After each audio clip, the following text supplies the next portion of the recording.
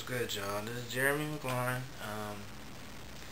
Y'all forgive me. I just woke up, still somewhat early this morning, but I did just see, this response video, and I wanted to throw my 2 cents in there. Just, some of the things that you say, hold a little weight, but just a couple of things. It's just a little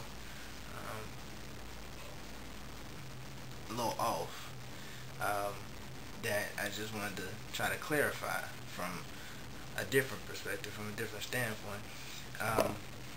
The issue I got a lot of times, and maybe you have faced the same issue, is that sometimes you have those Bible-toting holy rollers that say what they gotta say, but are not clear about it.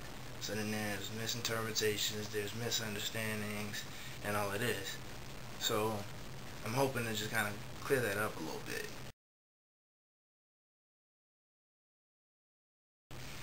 First of all, what you were saying about people being born that way,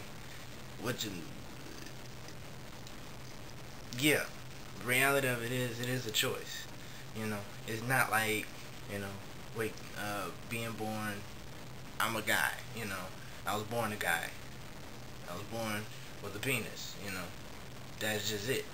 So, no matter what I do to myself or try to change, it's always going to remain the fact I was born a guy.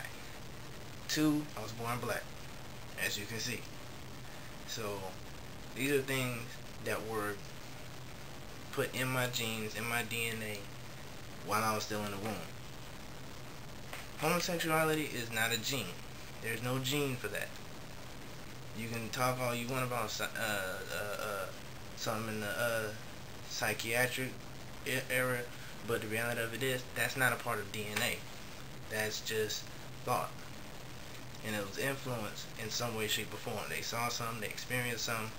Everybody has a story to tell that caused them to go in that route. They have a reason based on thought. Because when you're a baby, you're not thinking about who you like. You're not thinking about sexuality. You're not thinking about any of this. You're a baby. So that fact is not really fact. It doesn't really hold that weight.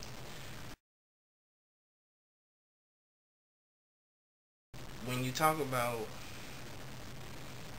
God loving everybody, this is true. He does love everybody. But if you do something contrary to his will, there's still some consequences for it. Just like if you do something that your parents don't necessarily want you to do, or your parents don't agree with you. They love you, but they're going to spank you, they're going to put you on punishment, they're going to take something away.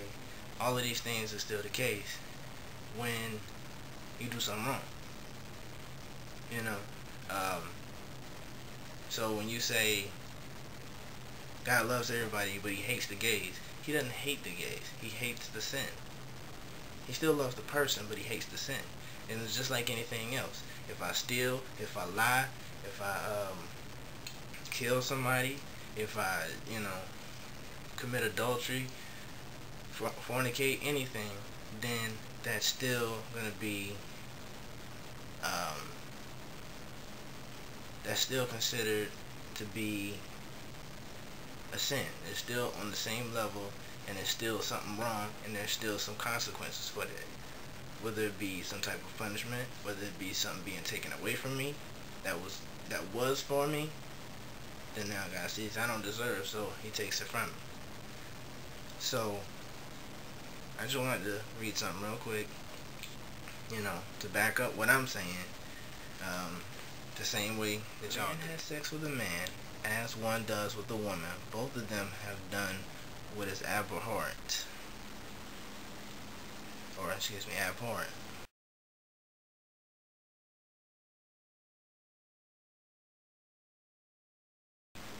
They must be put to death. They are responsible for their own deaths. That doesn't necessarily mean God's going to strike you down and kill you. But there are certain things that come from that. As you know, sexually transmitted diseases and all of these things that are running rampant all over right now. You can't sit up there and say, God save me, help me, save me, now after you've done the act. And if you don't feel any remorse for it, if you haven't repented, if you haven't, then it...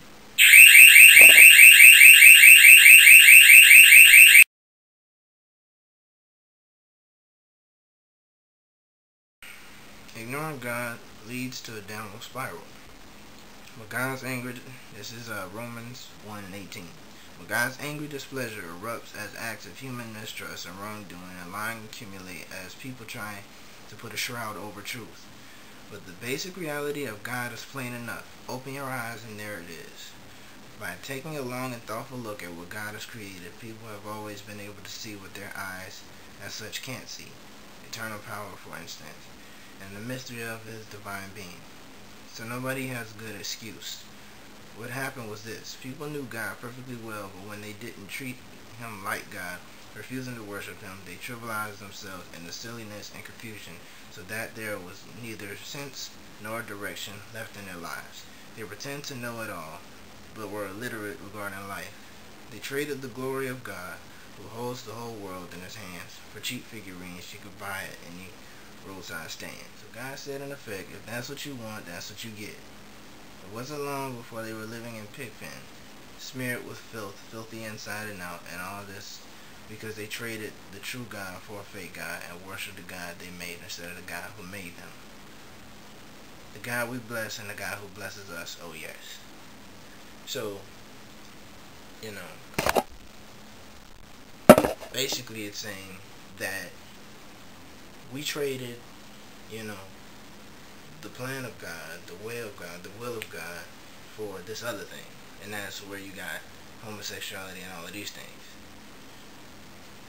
I don't know this person. I don't know how sincere they are about what they did. But the reality of it is, if we push away his will, his ways, then the consequences, they're left on us.